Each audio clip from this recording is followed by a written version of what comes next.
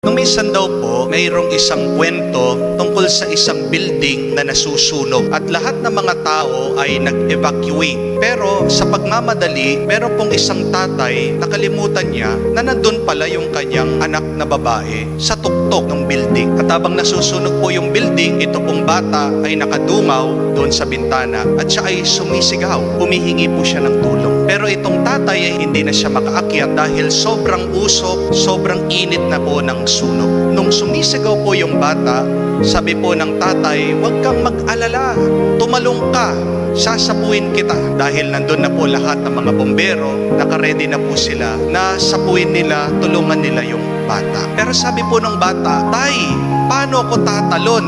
Hindi kita nakikita." Sumagot po yung tatay, "Anak, hindi importante na nakikita mo ako.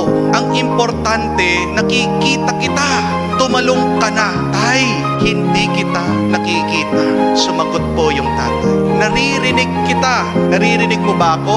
"Opo, pakinggan mo lang yung boses ko. Tumalong ka na kung nasan yung boses ko." "Hindi importante yung nakikita mo ako. Ang importante, nakikita kita at naririnig mo ang aking boses."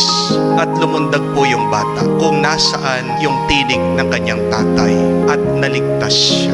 Pag marunong tayong makinig sa Diyos, tayo ay maliligtas. Ang kaligtasan natin ay nag-uumpisa sa pakikinig. Our salvation starts by listening to the Word of God.